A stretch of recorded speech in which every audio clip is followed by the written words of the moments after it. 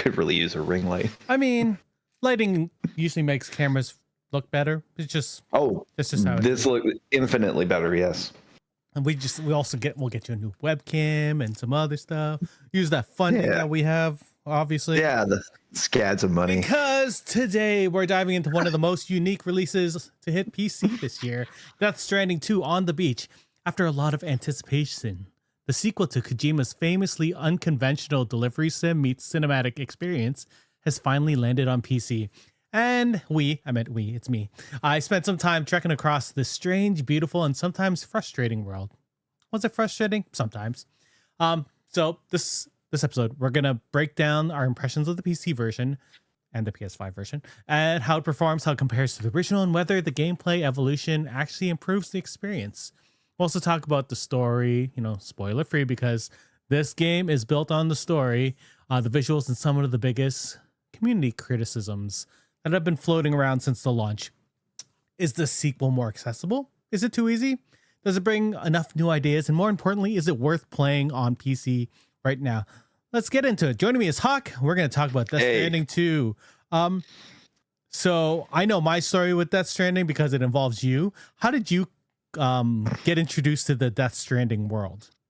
Oh, from Death Stranding 1, which was, for me, a day one purchase, although I know a lot of people poo-pooed on it and that, but it was a new release. I was one of the poo-pooers. It was a new release by Hideo Kojima and that. It was the first release of his post his breakup with Konami and leaving the Metal Gear franchise in the dust to start his own studio, which was such a bold move, but like not unexpected from Hideo Kojima and that. The guy was an auteur.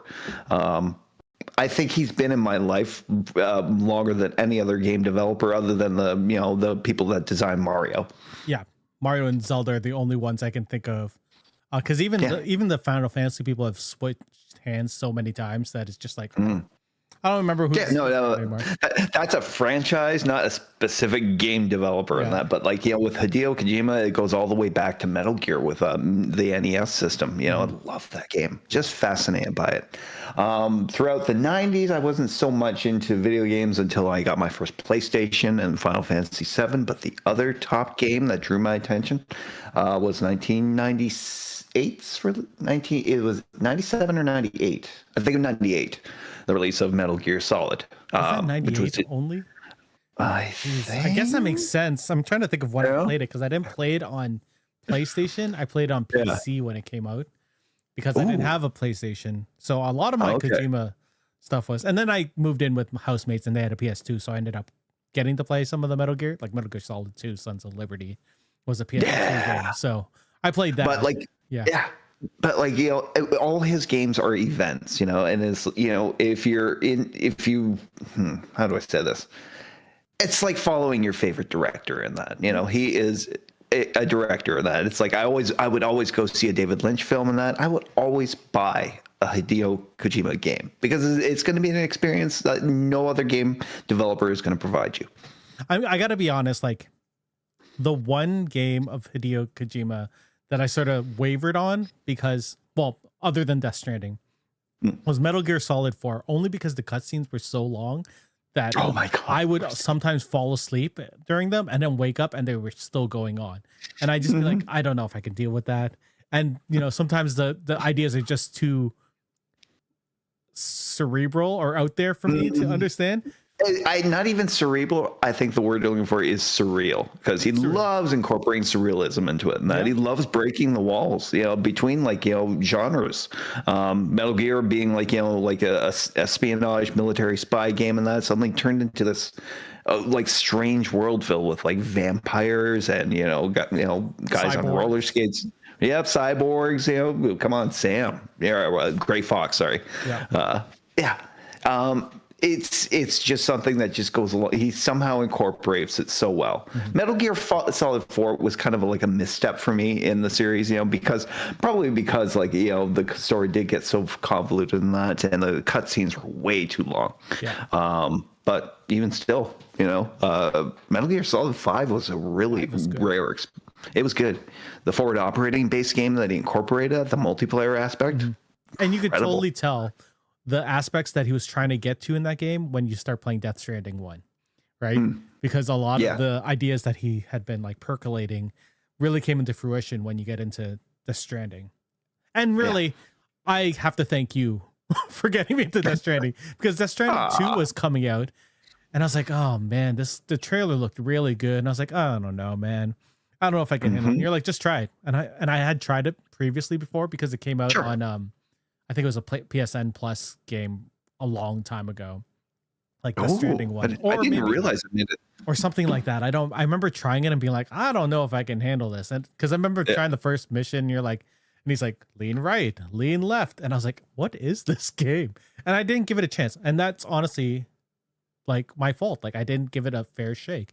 And I should have. That's fair. There was a large community of people that were just like calling it a walking simulator. And like it's sort of, but at the same time, there was walking simulators, and then there was this. There was like the environments that were always so challenging. It was an endurance game. In a way, it incorporated you into the player's aspect, like no other games really do. Because like Sam's struggle in traversing all this terrain is your struggle. Because of Kojima, you feel totally immersed into it. One of the things he's always mastered with video games is ways of incorporating the textures and kind of feel of environments into his game. And that, like with Metal Gear Solid, I think it might be the first time they incorporated footsteps in the snow as a game mechanic. I don't even remember. Yeah, I do remember seeing it at the base. Yes, I do remember that. Yeah. Yeah. The whole thing about like how temperature changed and your breath was visible to the enemies was also like such an amazing feature. The little things, right? He approached video games as a director in that, and directors are very conscious of the environment and the way it affects like their actors and that. And he was always careful about incorporating those aspects into game development. Yeah. And it's not just the aspects of the game itself. I went to the Death Stranding concert. Obviously, I'm wearing the shirt right now. Yeah. Jealous. Like just a couple days ago, and they actually had a video recorded by Hideo Kojima, and he talks about how he incorporates music into the game and how it's very conscious. He doesn't like when music is just sort of trapped in a medium, right? So there's a video game music, and it's just like, well, it's there because it's in the video game. He likes having it sort of be part of the experience and be part of like his life. So he would bring in music that he loves himself into the game and find a way to incorporate it. And this is really important in Death Stranding 2. Death Stranding 1, not so much. Like the music was there, but I feel like it was more emotional in 2. You know what I mean? There are times when Low Roar would come on and you're just like, oh my God, I'm getting there, isn't it? This is happening. And you're just, We'll talk about that when we get to the music section, because there is a music section, as there should be, because this game is very, much on that. So a lot of the strand type gameplay mechanics is what they call it in Death Stranding 1 was, we said it earlier, it's focused on traversal. The deliveries are very important. But there's also this type of connectivity between all the players that play the game. That's the strands that connect us together. The part of what the whole world is about. That was something really unique in the first game. And I'm glad they brought it back in the second one, because you would start building roads or building structures, and then your fellow players that you never see in the world would help contribute to it and help build these places with you. And then you benefit from being part of the whole, which is an amazing experience as a gamer, especially in a game that can feel so lonely in Death Stranding, because you are just this lowly porter just delivering things around. But to feel that connection. And, maybe that's one of my qualms about the game, but we'll talk about that, later. Did you enjoy the original enough for a sequel? Did you think there was going to be a sequel after you played the first game? To be honest, I thought it was going to be, I did not expect a sequel. Like the fact that there is one, it was really surprising to me. Because if he had just left that alone as an experiment and moved on to something else, I would totally have understood it and still stood by it to this day. Because the story itself was, completely, it was self-contained. I still don't understand a lot of it in that, but it could have ended off right there, and it would have been fine. So yeah, the fact that there was a sequel, it was actually very surprising. But totally welcome. Mm-hmm. The if you are interested in the story, we aren't going to spoil it. This game, again, like I said, it lives and dies on the story, and I think the story is so good, and it's probably, like I told Hawk, this is probably one of my favorite games ever now. And which is wild considering just last year, I never played Death Stranding 1. I know. So the first game came out on PS4 on November 8th, 2019. It was a PS4 timed exclusive. It eventually came out on Xbox and on PC. I ended up playing it on PC after also having it on PS4 and PS5. But yeah. The new one, Death Stranding 2 on a Beach, was released on PS5 as an exclusive, a timed exclusive again, on June 26, 2025. It was just released on PC March 19th of 2026, so just a week or two ago. It's crazy. It's like to think that it's only been 9 months since it originally came out. The timed exclusives are getting shorter, which I'm fine with, because you know what? After I played Death Stranding 1 on my Steam Deck and on my PC, I was just like, shit, I'm gonna have to buy the second one, aren't I? And I literally finished it like a month before the game came out. And I was like, yes, straight into the second one. And it was my most played game last year. What was it, like over 100 hours played in this game? I remember. Oh, easily. I think I got up to 200 hours. I can't remember. I think I might have gotten up to about 170. Yeah. By the end. Yeah.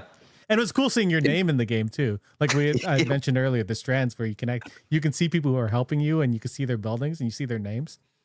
Yeah, wild. I mean, like that was an aspect of the original game.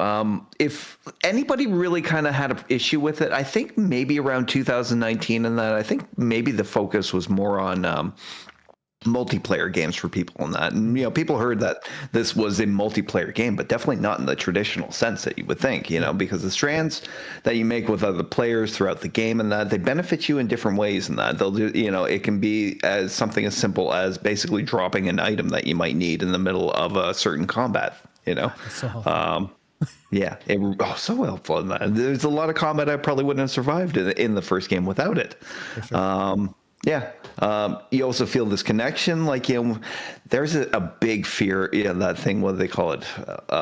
FOMO, the fear of missing out, right? That, like when you're making these treks and that, these long journeys and that, and you see missing packages and lost packages and that, you have such a temptation to pick up everything that you see, despite like the fact that this is all designed around weight limits and that your character has, but you just see that package out there and you think, oh, that is en route and that, maybe if I could tuck it in, make a little space for it. Yeah. And weirdly making things difficult for you on the final leg of your journey, but it's no, I love the connections between players like that. It's multiplayer without actually interacting. Mm-hmm. You do kind of see people in that, but they're mostly like those guys that just wave back at you. Yeah. The random porters. That's important. Yeah. Well, while we're here, we might as well start talking about the gameplay, the actual. I gotta make sure this works. Oh my god, am I frozen? Nope, I'm not frozen. Cool. Hey. Because it is a PC version, I'm going to talk about a couple of things. The PC version obviously has updated specs, or at least updated things that make it, a little bit more unique. You get higher resolutions with the 4K and the 8K, or if you have that. We have ultra wide support, which is what I'm playing. I have an ultra wide on my PC, so I played an ultra wide, which makes it a little bit more epic, a little more cinematic, which is strange to say because this game is already so. I've seen some footage of that you displayed in that, and the fact that you were like ducking behind a barrier in that and had much way bigger angle of the battlefield around you in that. I thought that was really impressive. It is quite helpful. Like, I've cleared bases now that I'm just like, before there would be like people just coming at you, but now I can just like swivel around, or I'm just used to the combat now. I don't know if I'm getting better or if it's just the ultra wide that's helping me. There's also a lot of ways you can tweak the PC settings, right? You get texture quality, you get shadow detail, you get anti-aliasing, their frame frame rate caps. Also, you can use keyboard and mouse.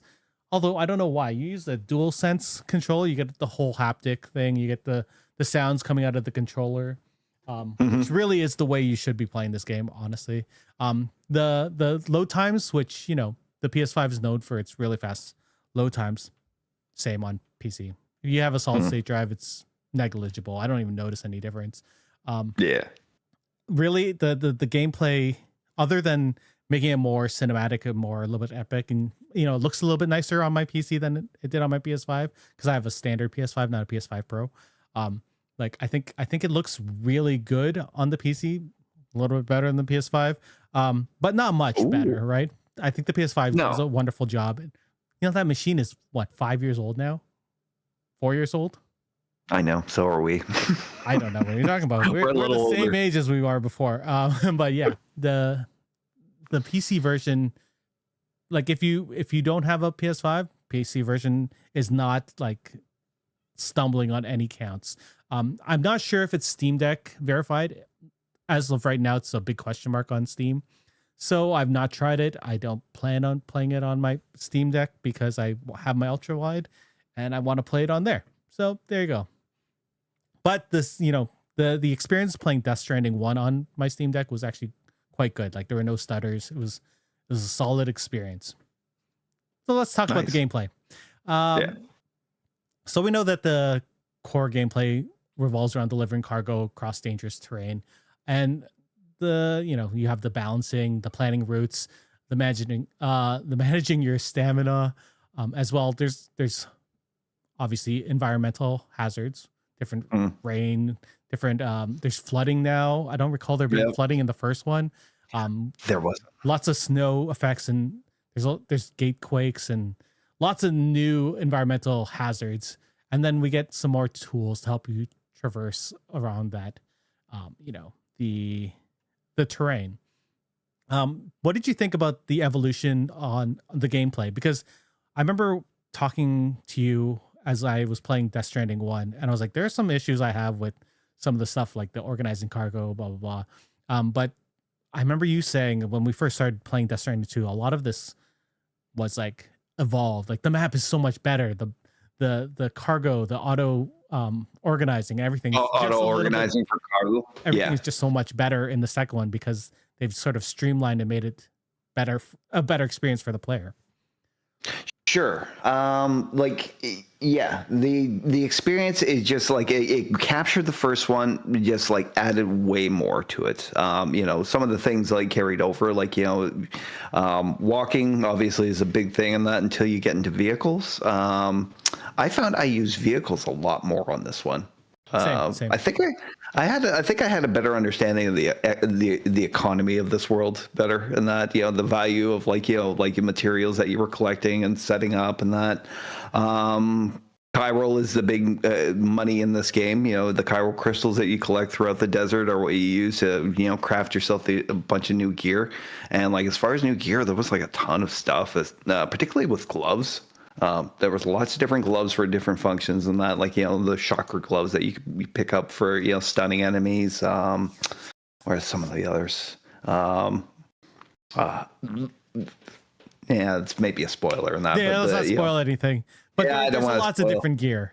More gear. Yeah, the gear is great. It just seems like a big expansion of what he did in the first game, and that, and it was just seemed like somehow the experience translated better this time, in that for players that didn't want to kind of take the time to get to know the first game, and that it was a lot easier for new players to get into this game, and that who were curious about this world. And the traversal still felt fresh. It didn't feel like it was, oh man, I have to go pick up something and go over here. I know fetch quests are very iffy in the gaming world, but I never felt like, oh my God, I'm gonna have to go catch this thing and go do this. And it didn't feel like that gameplay loop was boring in this game. Like it felt better, oddly enough, in this game than the previous one. Oddly enough, the fetch quest in this game is basically trying to unlock the best versions of certain types of gear. And that there was a particular gentleman you had to visit on top of a mountain in a very treacherous region in that, when the sky turns red. Yeah.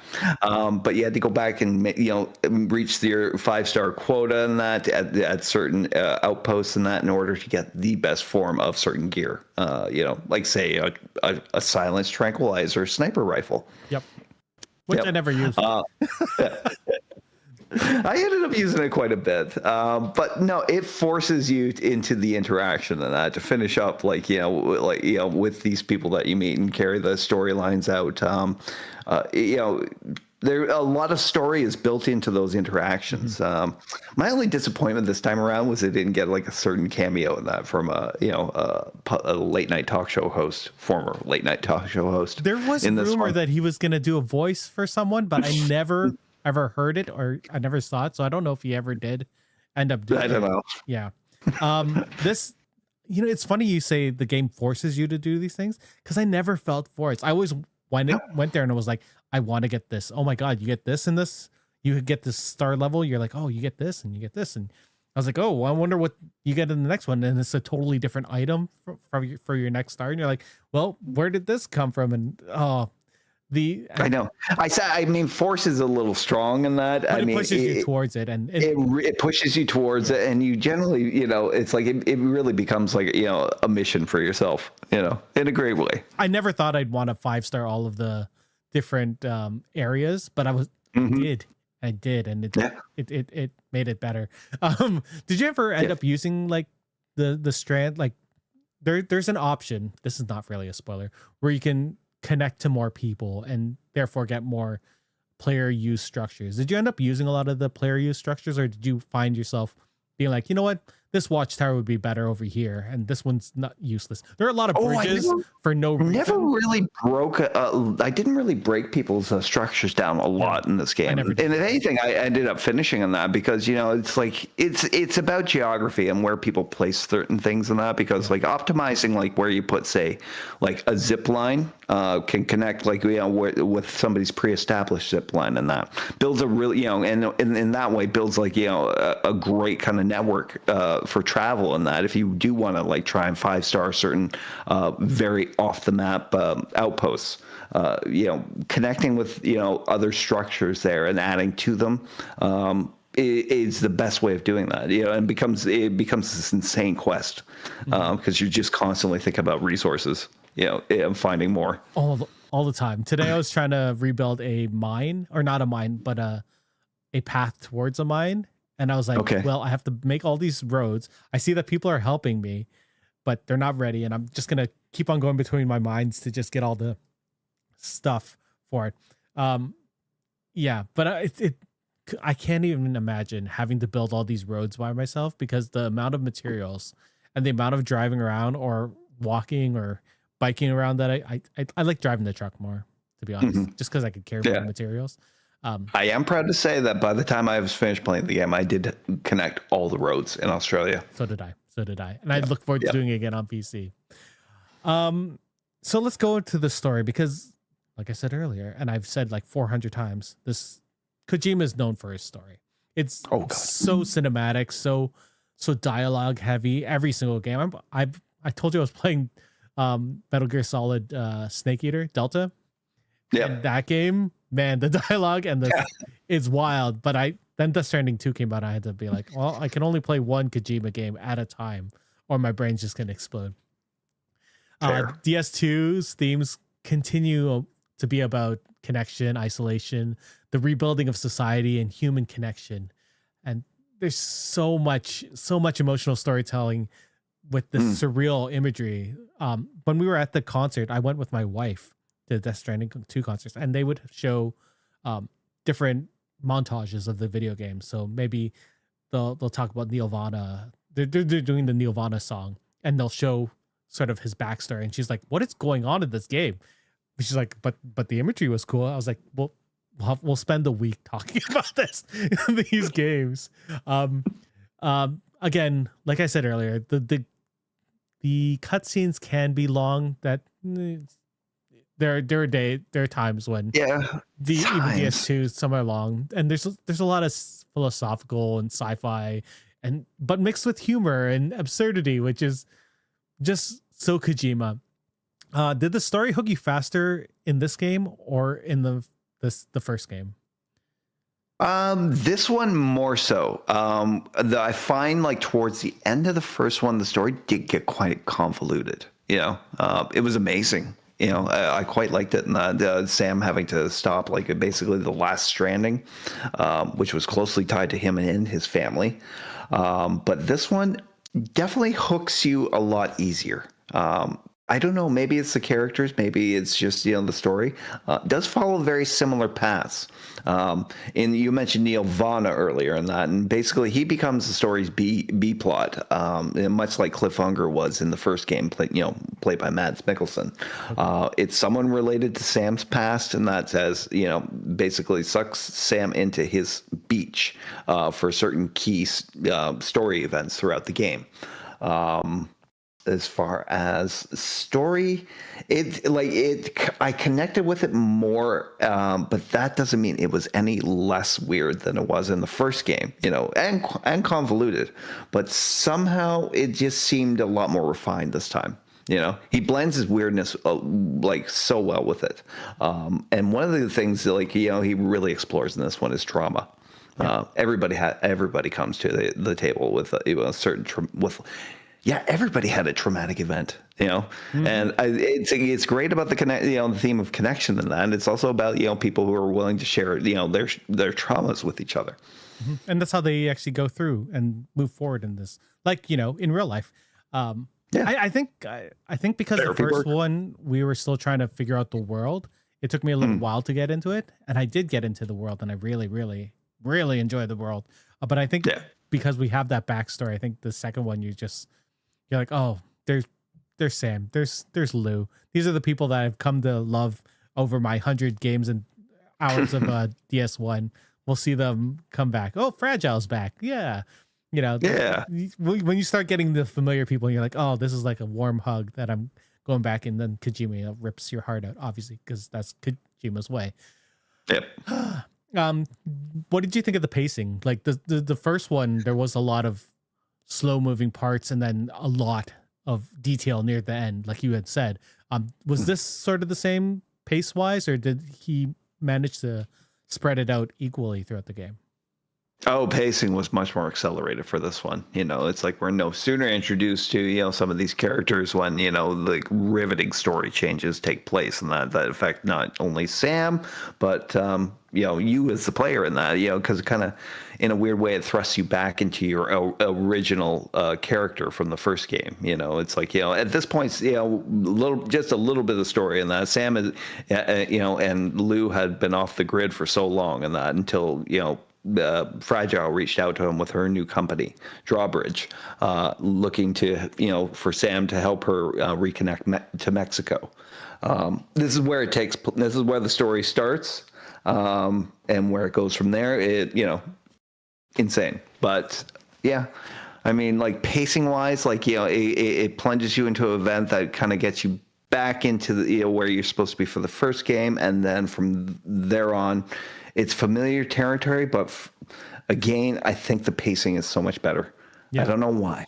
No, I agree. It's a little bit more faster. It's more. I don't want to say breakneck speed, because it is. No.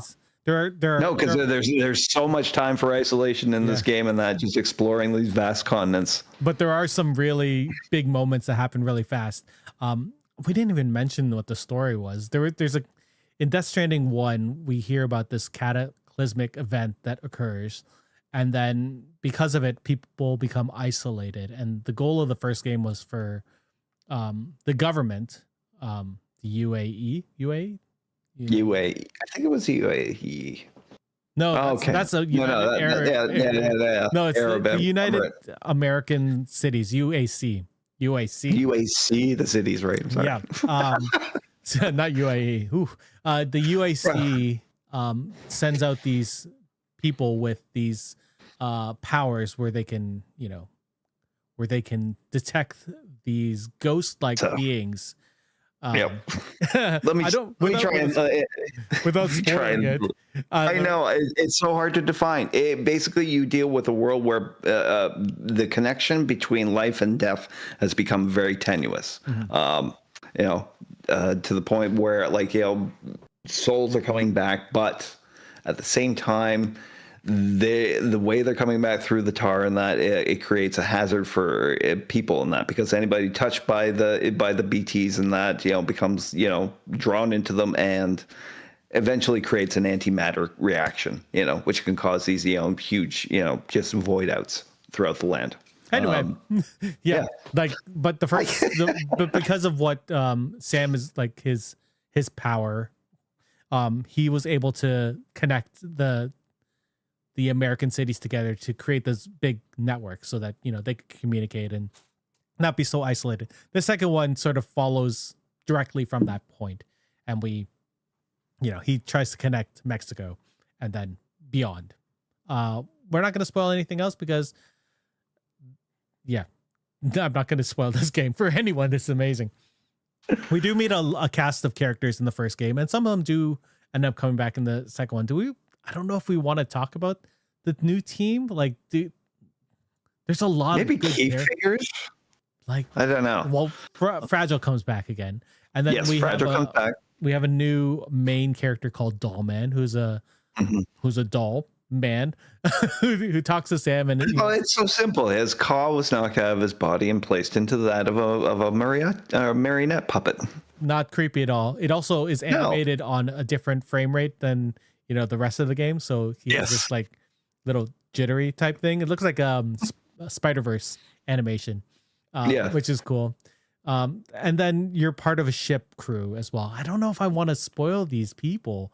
Were they heavily featured in the trailers and stuff? I never really watched them. I mean, there were certain guest appearances which were definitely featured in the trailers, and that George Miller, you know, legendary director of the Mad Max series, and that it appears as Tarman, you know, the pilot for this new vehicle you're using to traverse the tar pits and that connect you to different points across the continent. Quick travel is so wonderful in this game. Because you can't have one legendary director without having another director, because in the first game you get introduced to Dead Man, who's played by Guillermo del Toro, who returns in Death Stranding too. Like, you get one amazing director. Like, I played Death Stranding 1, and then when I saw George Miller, I was like, how is this possible? I know. How does he do this? I know.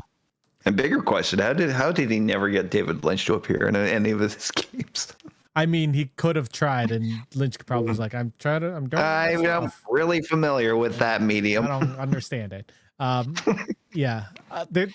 Anyway, there's some new characters that are really good. And I don't want to. Fragile Dollman, Tarman, Tomorrow. I guess Tomorrow is really featured because she's on all the posters. Played by Elle Fanning. She's a mysterious person you find in your journey. Crazy the level of talent he attracts for these projects. And you know, Norman Reedus, you know, one thing. Léa Seydoux, the French actress, you know, unbelievable get. From the last game, we had Margaret Qualley playing Mama. In this game, we have like such a variety. Elle Fanning and the I can't remember. The Japanese actress in that who plays Rainy. Shioli Kutsana is the Japanese actress who plays Rainy, who is also in the Deadpool movie. Bye, Yukio. Hartman is back again. The president is new. He's not really. He's He's sort of important, but. And then there's a mysterious red samurai, which that storyline was so confusing in this game, but hilarious. And then I'm not gonna say the last big returning person because I don't know if people know who the bad guy is in this game. Anyway, that's not to spoil anything. Let's talk about the visuals and sounds because this game brings photorealism to a whole new level. The landscapes. I think I messaged you when I started playing this game, and I was like, "Did they just use real photography in this game and this model is just walking over it because like I have the first part of the game playing right now as we're reviewing it. And that first, when you're walking with Lou and Sam just over the mountainside, it's like there's nothing there that looks fake. It all looks real. And I didn't understand the magic of the Kojima engine is wild. Then there's also, like you said earlier, Kojima is really meticulous on every single detail. So the ambient sounds, the footsteps, the wind, the spatial audio that you get in surround sound, or if you're using earphones, even in stereo, they still manage to position it in just the perfect way. Music is also a little bit it's used sparingly, right? But it's used to used to such a emotional impact that it doesn't have to be there all the time. There are times when he uses an orchestral score made by Ludwig Forsell, or they're using like actual tracks by musicians like Low Roar or Woodkid. Woodkid actually helped make the score as well with this in the second game. Churches returns again for more amazing Death Stranding music, and is actually in the game too. The UI is minimal, but just to help you get into the immersion of things, right? Did any of the environments really stand out in this game for you? Oh, there was so much good stuff. I mean, the like I said, you mentioned like one of the most famous ones is the Nirvana scene, and that where you're taken to basically a huge fireworks display inside a city, and that it illuminates the entire area, and that's one of the most as far as video games go, it's one of the most visually breathtaking I've seen. Hard to explain. It's the photorealism of it, and that it's the lighting. Everything was just amazing about it. Really hated the snow-capped regions that we explored in this game in Australia, because so hard. They were so hard, getting up to them without transport was just a Herculean task. You know what I did for my Stranding people, or for my Stranding community, whoever was connected to me? I made zip lines everywhere in the mountains so that people could just get there as fast as possible without having to deal with any of the BTs. Like it was I had because of it. That whole corridor going up the mountain, and that with the heavy BT infestation there, and that it's still the most challenging, one of the most challenging aspects of the game. That's why I made it. I went up to the top of the highest peak there, just made them all across and then down. And no one ever had to go through it ever again. Never again.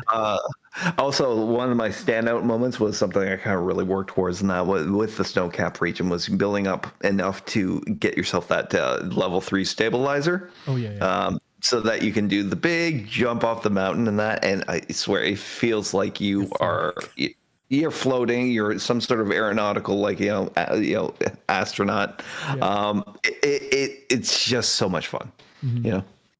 I mean, like you said, there's so many different environments. There's snow, there's deserts, there's forests, and then with adding the realistic like rainfall and snowfall and all of the flooding, it just the environments were so real. It was ridiculous. And just watching the first, I think from the moment you get out there as Sam, you're walking across mountaintops, you get your first gate quake, which is an earthquake for this world. It just sets you on this expectation that never goes down. Realism wise, you're like, this is just what the world looks like. It looks amazing. I know a lot of people watch, I've watched reactions to people in that, and the startup of the game, when you see like those close-ups of the environment and that's all game engine. Yeah. I didn't understand it. It doesn't. It doesn't process it basically is, people had that exact same reaction. It's like, am I really watching like the game environment in that, or is this just completely CGI cut? No, that's the game environment that he designed for it. Even the cutscenes were all done in engine. Like there was some sort of AI driven thing by a director recently that was like a history show. I don't know if you heard about this. They talked about a quarter crew last weekend, and I'd seen it previously, and it was a very famous director who did it too, which was unfortunate. I remember looking at him and being like, "There's no soul in these any of the eyes in the AI anime things." But you look at like, what movie did I see recently? Like Hoppers or stuff. Like Pixar animators and stuff can really bring out the lifelikeness of eyes, and Yeah. really that's what you get in this game. Like you don't get video game like dead stares in this game. Like you can tell that these are people. Like even in the first game, Mads Mikkelsen, he didn't always look the greatest, but he always acted like Mads Mikkelsen, which was amazing. And then you added what, 5 years after, and that technology has just gone up. Like the model that Sam has, like that's Norman Reedus. That's just Norman Reedus. It's just Norman Reedus, you know? Like everyone just looks perfect. Like they just look exactly the same. And there were times it was like, if they make a movie about his story, they could just use the game because no one would tell. It just looks that good. Yeah, I mean, like this is why people use AI are so dumb and that, you know, because AI is just a singular like program. You know, it's like, you know, yes, it's very smart. You have a very, you know, it can access a lot of different things very quickly, but it's still just one singular consciousness. You know, it's, you know, you're just basically asking a program to do something for you, and it can render it to, you know, an interesting kind of level. But at the same time, it takes like a hive mind to get these things done, and that, you know, you have like 1 million people now working on these projects, and that getting everything right, and that's like asking themselves, what can we do better, you know? And it takes a multiplicity of those kind of voices and talents and that to get this level of perfection, you know. And Kojima it's not just always seems to expect the best of his people and not like overwork them. Like I've never heard of crunch from them, which is nice.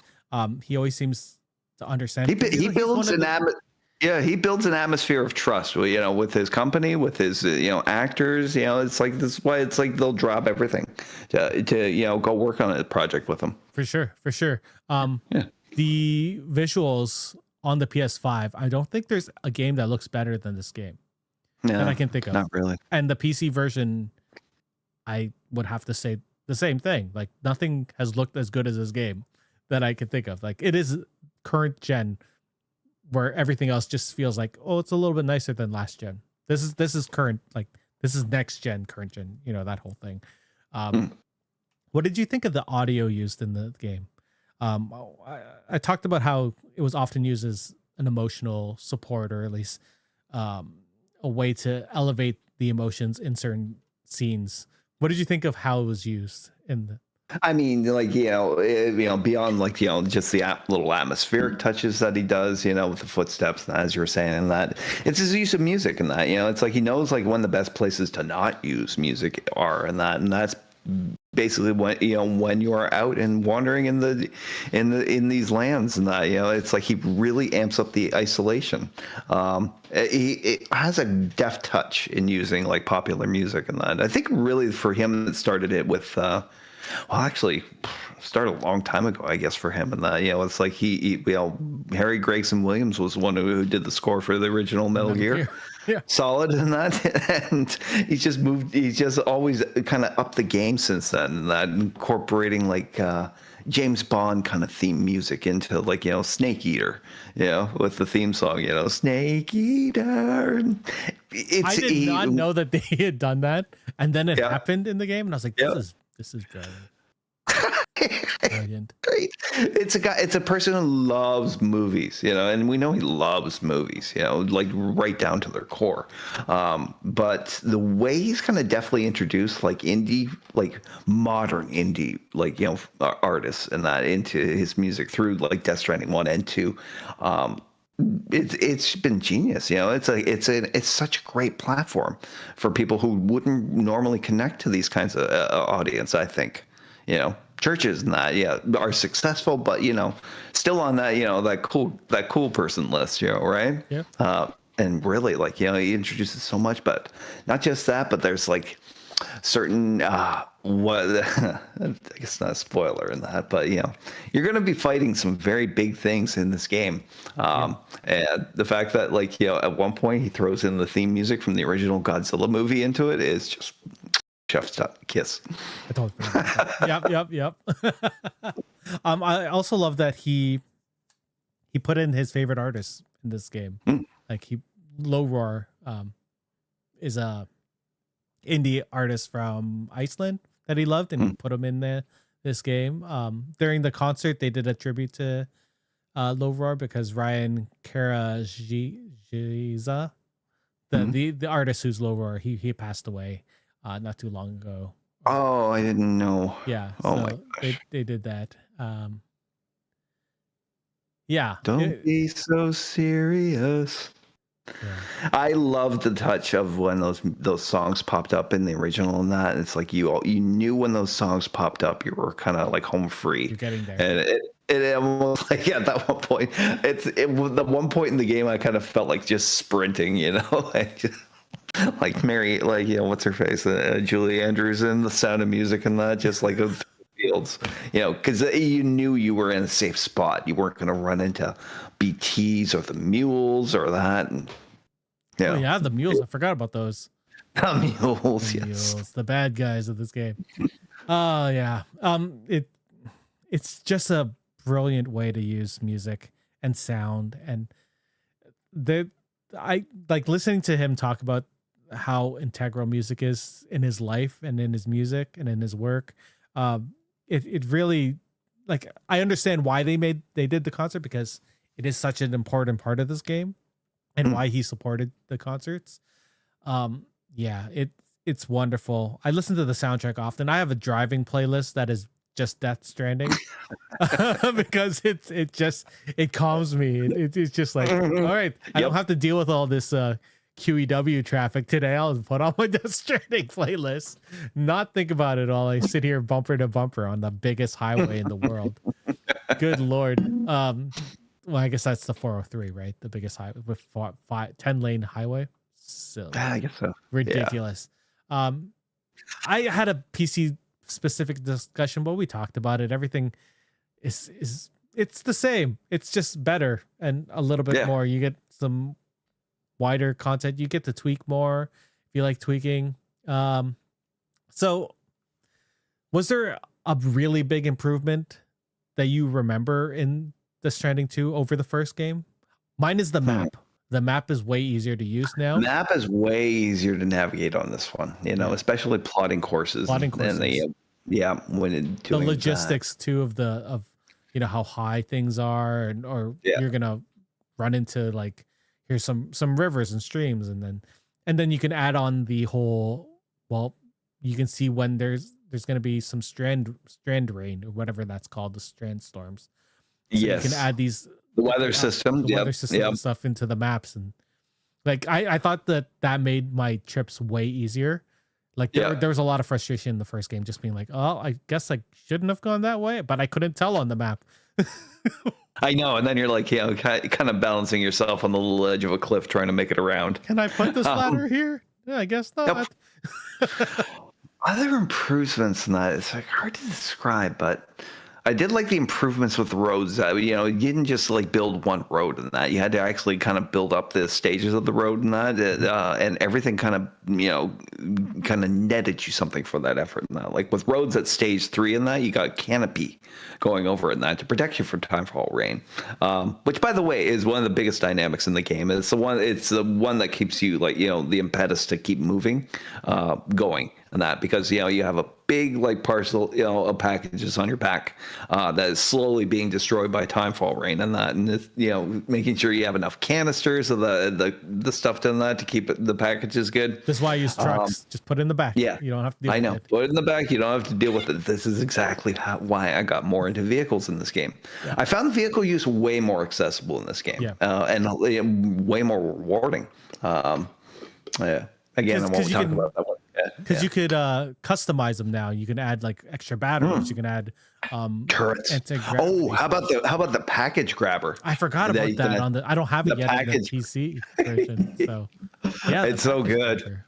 Yeah, you get a truck going in that with a package grabber on both sides and that, and it's like you can, you're making way more deliveries, making way more connections, and collecting way more resources and that to be used in upgrading everything. Yeah. Was there any frustrations? What didn't work in this Or was there something that you wish happened, but didn't happen in I this? kind of, part of me wishes that they incorporated some more elements, like say spontaneous brush fires in certain jungle areas to One occur. fire on the way to the animals sanctuary was already too stressful as it was. Yeah, I know, and but there's whole gadget designed around that, with the tar cannon that you can get. I used it. I love the tar cannon because I ended up using it in some of the Neil Vana stuff. Especially like making your way up that street. The tar cannon was great for taking out the enemies on that street. Fair. Yeah. If anything, it gives you a way too many options in that. It gives you like options for fighting other mules and that in the form of like these little stealth things that you can throw out. They're decoys and that can create holograms of like shelters of other people, of BTs, which can kind of distract or frighten guards. I love that aspect. Melee combat was a big improvement in this game. Yeah. Did you upgrade fully with a certain fast food restaurant? Food person? Yeah. And I wore his outfit the whole time. I just thought it was cute. I thought it was funny. But basically, you learn a whole martial arts set in this game. Yeah. There was one, maybe two things that I didn't really get, there's one thing I didn't get, and I really wanted to because it sounded so cool when you talked about it. So this is a spoiler-ish thing. There's a mechanic in the second game. You don't get it until like maybe halfway through the game where you can end up catching BTs. Right? Yes. And I never, ever figured out how to do it properly because I kept on trying and I would never catch a BT. And then there would be an explosion. It wasn't that hard in that. Once you get them down to the red part in that's the time to use it. Yep. Apparently. And you also have to. Apparently, it's best if there is some sort of an orifice or an opening in that in which to throw it. Yes, the mouth. Yes. So, but no, I never really had a lot of problems with it in that. But yeah, there's a great This is a great Pokemon feature in this game, and that involving kaijus. I could never get it. I don't understand it, and it frustrates the shit out of me still. I love that you can summon them. Which I don't know. I've never done it. One other thing that I sort of wanted after playing the first game, I know that there's a lot of this game is about the isolation and stuff, right? But once you started building up roads, I sort of wanted to see other porters. Yeah. Just driving along, doing deliveries and stuff. Because they're doing stuff. You see the random walking guys. I wanted to not feel so lonely as you started building up more. Like, I didn't want it to happen right away, but I wanted to see the progress sort of go with my character. I don't know if that makes sense. But I get it, because it's almost like you're still, you understand you're still just seeing facsimiles of real players and that are out there. Never really interact with them, except for you can wave to people when they wave to you and that they try and give you items and that just randomly on the road, and you can try and give them items too. There's interesting like kind of things like that. I know there is a feature that allows you to create like a small little area and that to throw items in for people who actually might need them in that. So never really got too much into that because I felt like people weren't really taking them, but I know it works. Yeah. I wanted to see a more lively world as I connected it. I did like the feature where you press the right side of the touchpad and you're like, hi, I'm Sam. Me too. Yes. Someone who would connect if they're pressing that at the same time. I thought that was funny, but that also fed into my, why can't I see this other person? I want to see this other person. I know. That is a very low thing on my frustration list. I would like to see it in Death Stranding 3 if there's this third one, if Kojima wants to. I think he's moving on to the Silent Hill series next, or PT. Yeah, he's got some Or not projects PT, going in that. He's got this one called OD that is OD, coming to the that's Xbox. It stars what's her name from the It series, or from the It movies, from the first one. Beverly, right? I don't know what. Beverly, yes. The I young know, I Beverly, can't not the remember. older one. Yes, the young Beverly of that show. She's the star of that. Very pissed off that it's for Xbox, but hey, he's got an idea in that. And I imagine it'll make its way to PS5 at some point. Or PC. Yeah, might make its way to you before me. Although Death Stranding 1 did end up going on on Xbox. So I assume Death Stranding 2 is going to end up on Xbox eventually. I don't know if it's a PS5 exclusive only and PC. Yeah, I think the way it works with him now, it's like he's kind of a baller as far as like he does get what he wants, and that's what happens when you're an auteur who has his own studio now. I want to play this game again. Sophia Lillis is the name of Beverly Marsh. Yes. Thank you. There it is. I don't know if so like I said earlier, the game is very deep, like story-wise. Like there's a lot of, there's a lot of intrigue. We don't really know what happened before the Death Stranding happened, the first one. But for those that are interested, there are going to be some connected projects that are coming out. A24 announced a couple years ago that they're developing a movie with Kojima. It's not going to be the story of Death Stranding 1 or 2, but it is going to be set in the same universe. They don't want to retell the plot, and that's what made Kojima be like, yeah, you can. I want to hear more stories in this. I can't remember who the director of it is going to be. Let me just check. A24. Yeah, I'm curious about that now. Because I had seen who it was going to be. It's going to be written and directed by Michael Sarnowski, who created Pig and A Quiet Place Day One. So I liked A Quiet Place Day One. I didn't finish it. The cat freaked me out at times and stressed me out. The cat deserved a fucking Academy Award, dude. So I will finish that movie one day. I say this about a lot of movies. One day I will finish it. So that's Lupita Nyong'o is just amazing in it. Like, always. What she did for that character. She's allergic to cats, and she ended up playing a movie with that cat. Like, that seems insane to me as an actress. Yeah, I'm glad that they're not just going to do the first two games into a movie, because I don't really want to see a shortened version of that story. But I do want to see some of the characters. I hope Sam shows up. That's what I want. I want Sam to show up, or Fragile, right? Or that'd be nice. I mean, like Fragile makes more sense. She does Fragile delivery. Well, actually, depending on when it takes place, so we'll have to see about that. Yeah. Sam possibly, but like I could also see like some familiar face. Amelie, maybe. Especially if it's like if it's Bridges, we might even see Dead Man. Yeah. Or Die Hardman. Mm-hmm. Oh man, bring Dead Man. Yes, I want to see Guillermo on TV. Yeah, on movie. Right. There's a lot of potential for crossover with the world that we know, but making a very smart choice in that. It's of exploring an original story with, I guess, an original porter.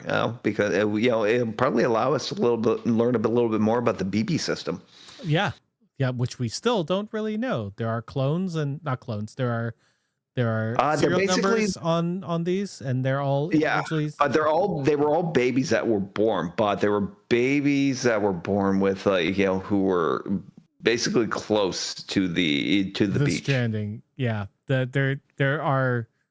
I don't want to ruin that storyline from DS2. I know, and I'm not gonna talk even when you try to explain it without ruining it, and that you just don't have the words, Meg, my wife is a midwife. I saw a part in the concert about this. She was like, "What the fuck is going on?" I was like, "I don't know how to explain this to you," but there's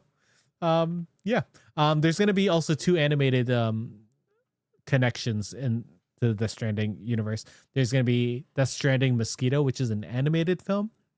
It's directed by Hiroshi Miyamoto, written by Aaron Guzikowski, who made Raised by Wolves. It's another original story set in the same world.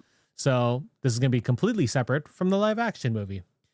And then finally, we're gonna get the Death Stranding Isolations animated series. This is gonna be on Disney Plus. It's supposed to be coming out next year. Another new story with new characters, and it's gonna be a 2D animated series. Yeah. It's almost too much. No, it's not too much. I want more. Just give me more. It's like when we played The Last of Us, and I was like, I want to know about what else happened in the world, not just with like. That's why I'm sad that the big game got canceled from The Last of Us, the multiplayer one. You know, I would like to know what happened. Anyway, there's also supposed to be an AR style project, but I don't really know anything about it. It's a collaboration between Kojima and Niantic, who does Pokemon Go. I don't know if I can deal with with an AR game and being like, I don't need to see BTs in real world and try to collect them or whatnot. That just seems like too much. You know what? To be fair, I like this world enough that I would be like, I'll give it a chance. I'll give it a chance. That would be terrifying. Going through a forest and some, hearing.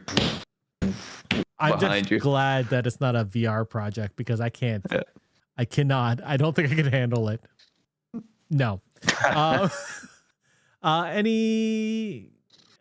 do you think this game is for? Like Death Stranding 2?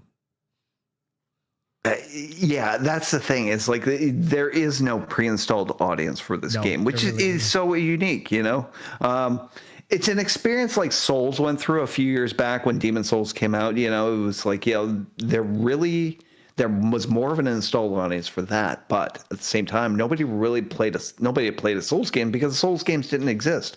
I feel like this kind of treads that same territory in that this is a unique gameplay experience. So who are the audiences for it in that? I really couldn't even begin to pin down. It's not for the first person shooter crowd. It's not for the 2D scrolling crowd. It's not for the stealth people because it's not always. It's not even for the open world gamers, really. Because open world gaming still has all those aspects of I don't know. Obviously there's combat in this game, but it's sparse. It's like the biggest combat will usually take place with BTs in this game. Really? I think it's more mules, to be honest. To be honest, no. I mean, I find at some point it almost becomes comically cartoonish in that because Sam, is so overpowered, right? Between his choices of weapons and that, his hand-to-hand combat. I think in that way it's meant, to immerse you more into a movie than it is a game, because consequences don't really seem to exist for Sam.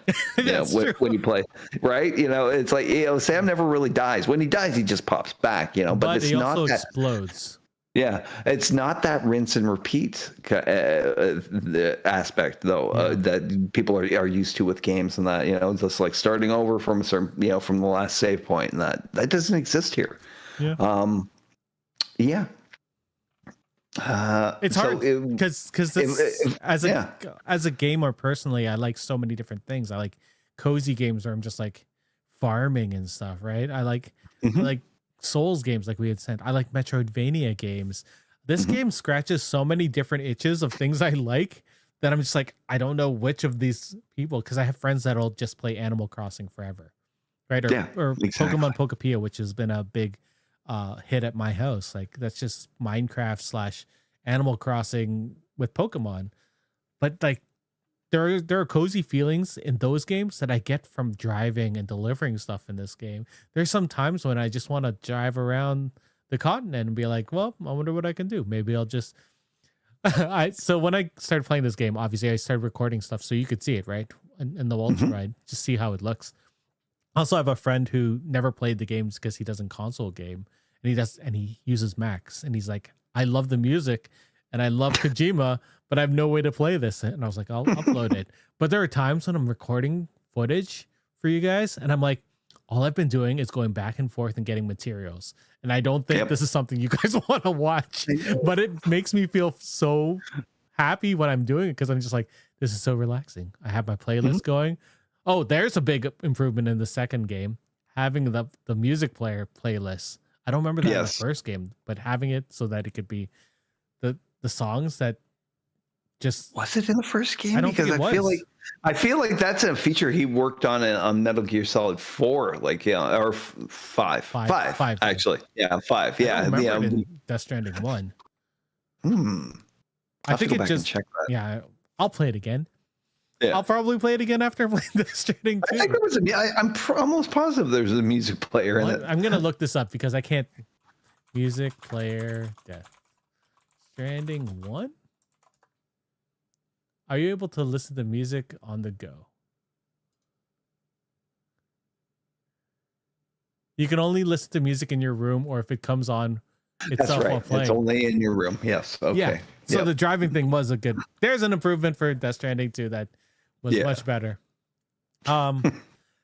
It's still a niche game, I think, but it's definitely Very much so. a giant AAA experience. But it's very niche. I see the collector's edition of the PS5 version at my EB Games at my mall here, Mhm. and I want to buy it just so I can get Lou.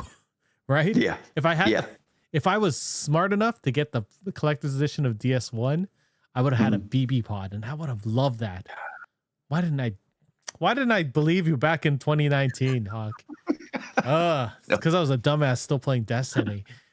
Wait, was I still playing Destiny then? I don't think so. I don't know. Maybe I might have been playing Destiny a little bit at that point still.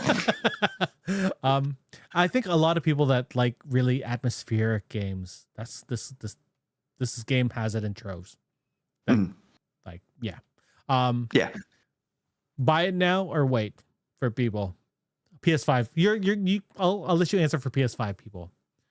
PS5 people, yeah. If you haven't played it by now, yeah, you pick it up. And that, it was nominated for pretty much every single game award last year. If Expedition 33 wasn't out last year, this game would have swept everything.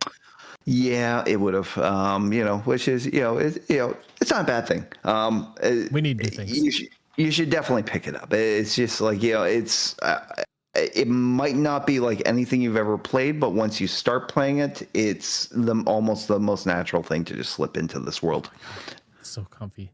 For the PC crowd, this is wonderful. There aren't any bugs that I've run into. There are a couple times when I think I had some text appearing issues. Like you'll see it maybe in the gameplay that I have on, where text options weren't showing up, and I think that's because I had UK British, because I like the UK spelling of things, obviously, right, as a Canadian. Yes, but I guess it just didn't initialize correctly until the most recent patch. So I think you can buy it now if you're a Steam Deck player. Wait to see if it gets verified eventually. As of right now, it's not verified. Let me make sure because I haven't checked recently, but Steam Deck verified. Death Stranding 2. It's nearly playable on the Steam Deck, so there's a lot of tweaking that you need to do for that. So take that as you will. I think if you don't have a PS5, just get it if you have a gaming PC. It's so good. It's up there in my top 5 games of all time. Like this game is so good for me personally. I don't know if that's up there for you, Hawk, but it's up there in my top 5, I think. I love this world. I can't wait to see more of it in other forms of media. And as far as a sequel in that, I would love it. I know it's like he hasn't committed to it in that, but then again, I never saw this one coming. So I'm fine. I'm fine with it. There were a couple community criticisms. I don't know if you want to touch on them. Some people are saying there are performance issues on the PC. I haven't experienced it, but that's a PC gaming experience. If you do, they'll patch it, and if they don't, then send them a bug report. People are saying that the second game is much easier than the first one. I do agree, but I don't think that's a bad thing. No, I don't think it's definitely a bad thing. If anything, it invites a wider audience. Maybe it's something they can address in the future. In that, if they do a sequel in that, maybe the people would have liked the option to have a difficulty setting, I guess, for this. Kind of more reflected the game. Personally, like I would have loved to be able to like readjust certain different parameters and that, like possibly even randomize certain weather events and like geological events like earthquakes. I would have loved to have seen more of those aspects captured in it. With the floodings and that. Yeah. Also, this is the one I see the most. The cutscenes are really long still. Yes. Yeah.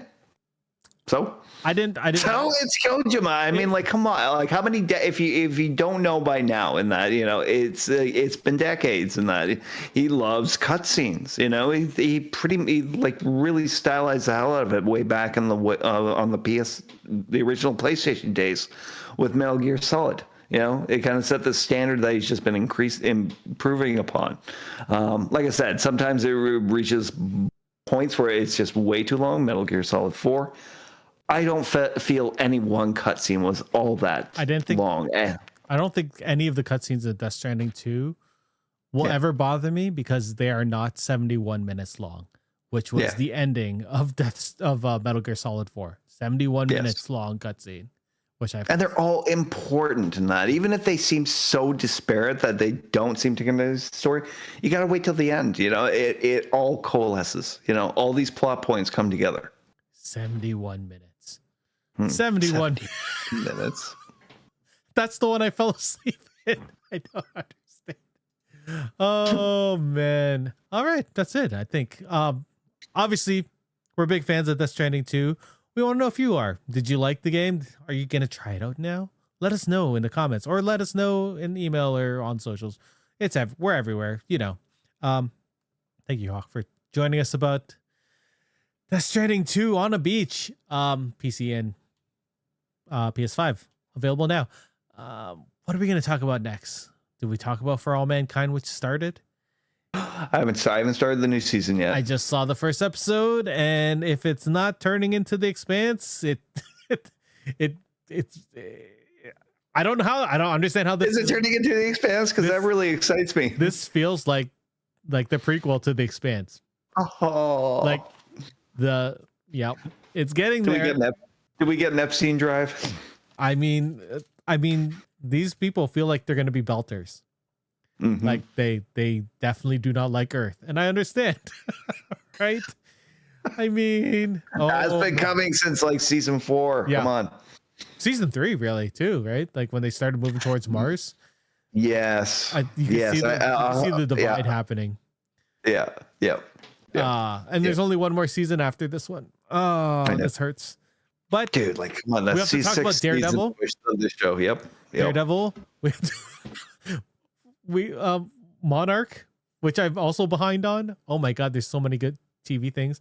And I'm obviously the Super Mario movie is going to come out this week, so which has been spoiling the character cameos everywhere. I don't know if you saw that. Don't look it up. But yeah, we'll be back probably next week or 2 weeks. I don't know. Maybe I'll do a kid review with my kids about Mario movie. I don't know. That's good. I'll be away for a little bit. So you're going away. You're going to have fun in the land of good food and hopefully not terrible weather. Well, I don't know about good food. I like the food there. I like it. I think. And I sent you some good music. You're going to Ireland, right? Not Scotland. Yeah. Oh yeah. Yeah. No, I'm not going to Scotland. Ireland. You got to listen to what Cillian Murphy says to listen to. Yes, I know. Fontaines. I got to start downloading Fontaines because I heard nothing but good things. Everything I've heard is good. And it's just like when we talk about Death Stranding 2. Everything is good. So yeah, we're Geeks with Kids. We will be back in a couple weeks about stuff. Maybe not Hawk. He might be so away, but I'll be back. And some other people, maybe. Maybe we'll talk about Daredevil when you're gone. Ooh, damn. We don't know. Anyway, for Geeks with Kids, I'm Eric. This is Hawk. We'll see you soon. Goodbye. Bye. Well, that's it for us this week on Geeks with Kids. If you want to get a hold of us, you can send us an email at podcast@geekswithkids.ca. And don't forget to like us on Facebook at facebook.com/geekswithkids. Follow us on Twitter at geekswithkidscn. Check out our pics on Instagram at geekswithkids. And you can find all of this good stuff on our website at www.geekswithkids.ca. So if you like what you hear, why don't you hit that subscribe button and leave us a comment. This podcast can be found on iTunes, Spotify, Google Play, Stitcher, YouTube, and your favorite podcasting app. Thanks again for listening, and we'll see you next time.